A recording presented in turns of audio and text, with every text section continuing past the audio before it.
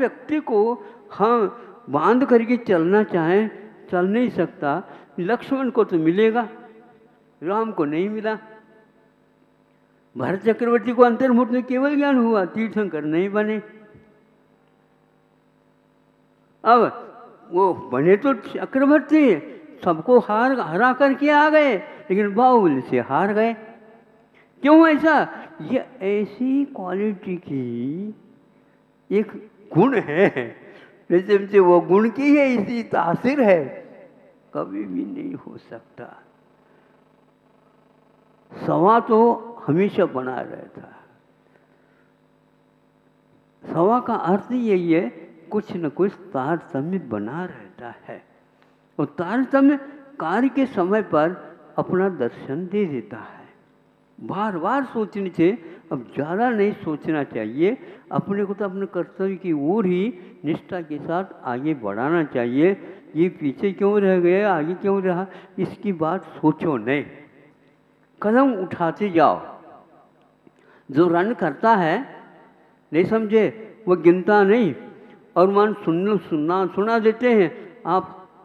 जीत आपकी जो है जीत हो चुकी है, हो चुकी नहीं, अभी तो हम करेंगे और रन करना है, मतलब खेल का आनंद और देखना है।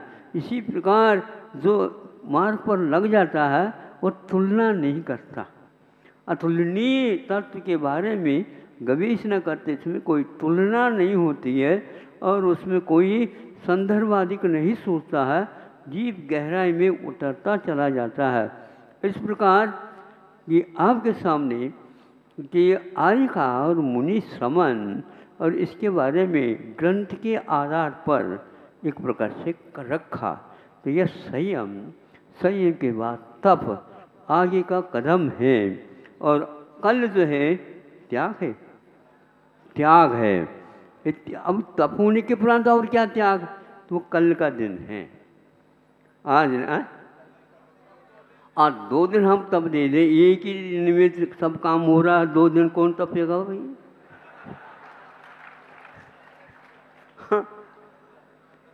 हाँ, इतना तो तप ले, काफी हो गया, कल त्याग आ ही जाएगा। देखो ध्यान रखना, कई लोग प्रतीक्षारत है, नहीं समझे, दूसरे से त्याग करवा करके इकट्ठा करेंगे वो।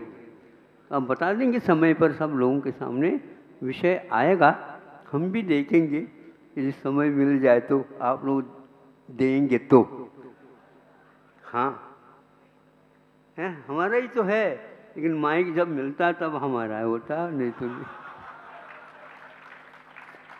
कभी कभी बीच में महाराज बोल नहीं रहे, इसलिए तो यह लाइन ही। हाँ, अपने अपने स्केल है, अपने अपने खेल है, अपने अपने ग्राउंड है, उसमें खेलते रहते हैं, कोई बात नहीं।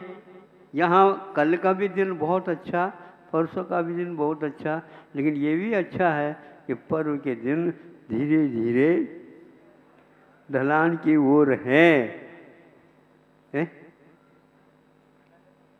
हाँ, आनंद पूर्वक सानंद संपन्न हो रहा है, इसलिए आप लोगों के सामने रखा है। 1-2 बातें थी, वो आज ही कह दूँ ताकि कल नया और न मिल जाए, इसलिए। जैसे वाचन के लिए बता रहे थे, उस समय कैसा बोलना चाहिए। जीवाह, ये गलत है। क्यों? आप रुक रहे हैं तो बहुत सारे जीव, आगे भी बहुत सारे जीव, ये अर्थ निकलेगा, अजीव नहीं निकलेगा। इसलिए जीवा ये ऐसे बोलिए तो आपका वो पाठ ठीक होगा। आप लोगों को सुधारना पड़ेगा, सब लोगों ने सुना होगा, सुना कानों से, और हमें भी सुनने में आया, तो इसलिए ये। फिर इसके उपरांत दुपक्वा हारा, हमने कहा हार गया। दुपक्वा आहार है वो, इसलिए दुख पक्वा हारा ये बोलो तो संधि वहाँ पर आ की है वो गायब हो गई, क्योंकि हारा आ गया। और इधर दो पकवा हो गया, दो पका हुआ दुपक होता उसको भी आपने पका दिया। ये है। इसी प्रकार तीसरा और शब्द हमें मिला ऐसे ही कि सद्विदोष्ट, ये ऐसा नहीं बोला जाता, स सहित नहीं, स उपयोग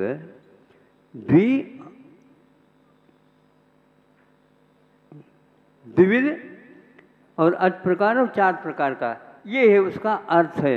इसलिए स इसको अलग कर दो, फिर इसके उपरांत भी बोलो। सद्विदोष ऐसा नहीं बोला जाएगा, उसके साथ मिला करके नहीं, इसमें संधि नहीं है, उनमें भी संधि है। तो संधि को संधि के रूप में, जब कभी भी संधि जहाँ कहीं भी होती है तो आगे के जो अक्षर हैं उसको इसके साथ ही बोला करो, तो वह उसका अर्थ निकलेगा। अब इसके उपरांत एक और आता है, आचार्य और उपाध्याय, ऐसे बोलते हैं प्राय करके, ऐसा नहीं बोला जाएगा। तो आचार्य जो है उसके सामने विसर्ग आ गया था, ये शुद्ध होगा, इसलिए आचार्योपाध्याय, ये उसका रूप संधि का रूप होता है। ऐसे बोलेंगे तो उसका अर्थ निकलेगा और उसके लिए नंबर भी मिलते हैं और कर्म निद्रा भी होती है और उसमें मन को बांधना भी पड़ता है। इस प्रकार सूक्ष्मता की ओर आप चले जाएंगे, बहुत ही अच्छा लगेगा। ये ध्यान मांगता है, ज्ञान नहीं। ज्ञान तो बोल लेगा लेकिन ध्यान तो मांगता है। जहाँ रुकना वहाँ रुको, जहाँ पर अल्प रुकना अल्प रुको, जहाँ पर पूर्ण रुकना तो पूर्ण रुको, जहाँ रुकना नहीं है तो वहाँ रुको ही नहीं। इस प्रकार आगे बढ़ेंगे तो आपका ये तप सार्थक होगा। समय आपका पूरा हो गया है। अहिंसा परमो धर्म की, बोधि समाधि परिणाम शुद्धि, स्वात्मोपलब्धि शिवसौ की सिद्धि, चिंता मुनिम चिंतित वस्तुदाने त्वामंद मानस्य ममास्तु दे। रत्नत्रय में सम्यक दर्शन, सम्यक ज्ञान और सम्यक चारित्र, ये तीनों आ जाते हैं, किंतु अध्यात्म की दृष्टि से और आगम की दृष्टि से इसमें बहुत अंतर आ जाता है। आगम की दृष्टि से ये तीनों धीरे धीरे विकासोन्मुखी होते हैं। अध्यात्म के अनुसार इन दोनों में एकता आती चली जाती है। एकता का यह सूत्र अपने आप में बहुत महत्वपूर्ण है। इसलिए रत्नत्रय के साथ साथ जब तक तप का संयोजन उसके साथ नहीं होता तो यह अध्यात्म परख जो अर्थ है संभव नहीं है। कुंद कुंद साहित्य में हम ये पाते हैं। उन्होंने दीक्षित करने के लिए सर्वप्रथम पंचाचार का ही उल्लेख किया है। दर्शनाचार, ज्ञानाचार, तपाचार, चारित्राचार, तपाचार और वीर्याचार। यह आचार अपने आप में उसमें तन्मयता लाने के लिए ही है। रत्नत्रय के द्वारा तो पूर्ण काम होता है, तो फिर तप की और वीर्याचार की क्या आवश्यकता है। उसमें निष्कर्ष से यही लिखता है कि जब तक ये रत्नत्रय भेद परक रहेंगे, मुक्ति तीन काल में मिलेगी नहीं। अध्यात्म ग्रंथों में इसका उल्लेख यत्र तत्र मिलता है। परम समाधि को उन्होंने रत्नत्रय की एकता अथवा चार आराधनाओं की एकता अथवा पंच आचारों की एकता बताए। व्यवहार की दृष्टि से पांच आचार भिन्न भिन्न होते हैं, किंतु निश्चय की विवक्षा में जब जिनों चारों पांचों एक में खो जाते हैं, तब कहीं जाकर के हमें मुक्ति का संपादन करने का सौभाग्य प्राप्त होता है। अब आपके सामने मैं ये कहना चाह रहा हूँ, जैसे तीन चीज़ों से कोई भी एक वस्तु बनती है। जैसे मान लो आप गर्मी से बचने के लिए कुछ शीतल पान का निर्माण करना चाहते हैं, तो उसमें 2-3 या 4-5 चीज़ें डाल दी जाती हैं। डालने मात्र से वह पानक का निर्माण नहीं होता, किंतु उसमें एक करने के लिए कुछ और समय देना अपेक्षित होता है। तब कहीं जाकर के वो एक में खो जाते हैं तो उसमें पानक का स्वाद आता है। अकेले अकेले जब तक वो रहेंगे तब तक मीठे का स्वाद आएगा, बादाम का स्वाद आएगा, काली मिर्च का स्वाद आएगा, आदि आदि। ये घुल जाए, तीनों अभिन्न आत्मसात हो जाए, तब कहीं होता। इससे भी एक और अच्छा है, जैसे तब के दिन एक प्रकार से हम अग्नि की ही परीक्षा कर ले। देखो, जैसे कि आटा भी लेते हैं, मीठा भी लेते हैं, घी भी लेते हैं, और भी कुछ आपके जो वस्तु हैं उसमें डाल दिए जाते हैं। एक प्रकार से हलवा आप बनाना चाहते हैं, इनको गटपट कर दो, मिला दो, तो हलवा बनता है कि पूछ लेना, बनता है? नहीं बनता। फिर कब बनता है? तब बनता है जब इन सारे घोल को या मिश्रण करके और तवा इत्यादि को ऊपर रख करके जब नीचे से आग लगा दी जाती है, तब कहीं जा कर के ये चारों पांचों मिल जाते हैं, घी भी घुल जाता है, आटा में उसमें आत्मसात कर लेता है, बादाम इत्यादि भी उसमें चुर जाते हैं, और इस प्रकार उसमें एक ऐसा रूप बनता है, उसमें आप एक चम्मच उसको स्वाद के लिए लेंगे तो न उसमें घी का अलग स्वाद आएगा, न बादाम का आएगा, न मीठे का आएगा, न आटे का आएगा, तो काय का आएगा बताओ? हाँ, इसी प्रकार रत्नत्रय में एक प्रकार से स्वाद लाने के लिए चौथी आराधना तपाराधना कही गई। तो कल तो 1 घंटे तक तो आपने सुन लिया था, लेकिन उसका प्रयोग आज आपके सामने हमने रखा। जब ये एक में हो जाता है तो ये हो जाता है। जब तक भेद परक रत्नत्रय का हम स्वाद लेते रहेंगे, 3 काल में मुनि तो हैं और कर्म निर्जरा भी हो रही, सब कुछ है, किंतु वह मिलने वाला नहीं है, क्योंकि यह एक प्रयोग की भूमिका है। इस प्रयोग की भूमिका के बिना वह व्यक्ति आगे इस प्रकार के स्वाद का अनुभव नहीं कर सकता। तो इस प्रकार जब निर्विकल्प हो करके इसका स्वाद लेता है तो केवल अंतर्मुहूर्त पर्याप्त हो जाता है। समझने के लिए 1 वर्ष तक रत्नत्रय के धारक बाहुबली खड़े रहे। युग के आदि में 125 धनुष की काया है। आदिम वे कामदेव है और आदिनाथ भगवान के सुपुत्र है और भरत जी के छोटे भाई है, और दोनों में घमासान युद्ध हुआ। चारों युद्धों में वह विजयी बने। तो और कौन से? तो अंतिम जो चक्र रत्न का उपयोग किया गया वो बिना शस्त्र के ही भरत जी को जीत गए, क्योंकि वह शस्त्र वह रत्न चक्र रत्न उनकी परिक्रमा करके भरत जी के पास जाकर के खड़ा हो गया।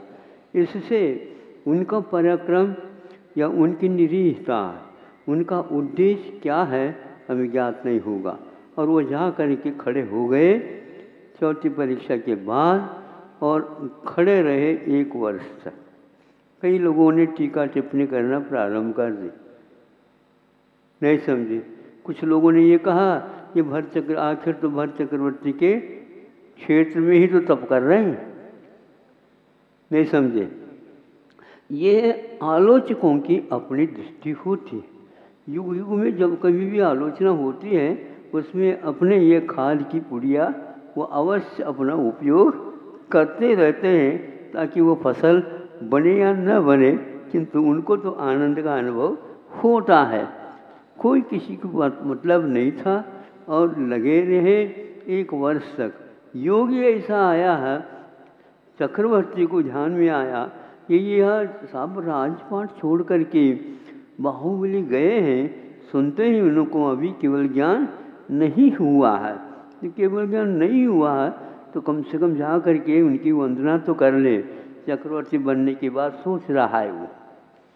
तो अब गया और जा कर के परिक्रमा लगा करके नमोस्तु किया और भावों को भाया, जल्दी जल्दी इनको सफलता मिल जाए। योग की बात उसी दिन उनको केवल ज्ञान उत्पन्न हो गया। लोगों को यह बात समझ में आ गई, अभी शैल्य थी। ये सब गड़बड़ है। भीतरी कर्मों के उदय और उनके अनुभव आदि आदि के बारे में किसी को भी ज्ञात नहीं। यदि उनके पास 1 साल के बाद केवल ज्ञान हुआ तो इसका अर्थ ये हो गया आदिनाथ भगवान को 1000 वर्ष के बाद केवल ज्ञान हुआ, यानी 1000 गुना शल्य आदिनाथ भगवान को था। और हम ये कहेंगे जैसे ये इसमें कहा जा रहा है कि क्या पता युग के आदमी हुंडा सरपनी है और ये बच्चे सही से काम करेंगे क्या नहीं करेंगे, क्या पता, ऐसे बात आ सकती है? नहीं आ सकती, लेकिन हम लोगों के दिमाग में तो आ ही जाती है। लेकिन ऐसा नहीं। भीतरी कर्मों की उदय, आत्मा की परिस्थिति, संस्कारों की परंपरा, ये कुछ ऐसी है हम कह नहीं सकते। अब देखो, केवल ज्ञान प्राप्त करने के लिए अंतर्मुहूर्त लगा भरत चक्रवर्ती को। इतनी क्षमता जब है तो बाहुबली को क्यों नहीं जीत पाए? मोह को एक अंतर्मुहूर्त में जीतने का जिसके पास साधन विद्यमान है, तो बाहुबली को क्यों नहीं जीत पाए? ये क्षेत्र अलग है और वो क्षेत्र अलग है। भीतर से क्या है हम कह नहीं सकते, किंतु ये ध्यान रखना, जितना काल छद्मस्त का अथवा जितना काल केवल ज्ञान होने के उपरांत बाहुबली का रहा, लगभग उतना ही काल उनको भी लगा। केवल ज्ञान अंतर्मुहूर्त में होने के उपरांत भी मुक्ति के लिए कोई साधना होती है, तो उन्होंने कहा संयम की साधना में उनका इतना काल व्यतीत हुआ। ऐसे तो लोग पंडित इत्यादि में रखते हैं। तो हम ये कहना चाहिए केवल ज्ञान सरल है, अंतिम परीक्षा नहीं है, और इसके बाद होता हुआ अंतिम परीक्षा है। हाँ, ये केवल ज्ञान प्राप्त करने के लिए छद्मस्त अवस्था में पुरुषार्थ किया जाता है, किंतु मुक्ति की प्राप्ति के लिए केवल ज्ञान होने के उपरांत पुरुषार्थ किया जाता है। इस प्रकार रत्नत्रय के बाद में भी जो स्वाद आत्मा का आता है वह बिना तप के संभव नहीं है।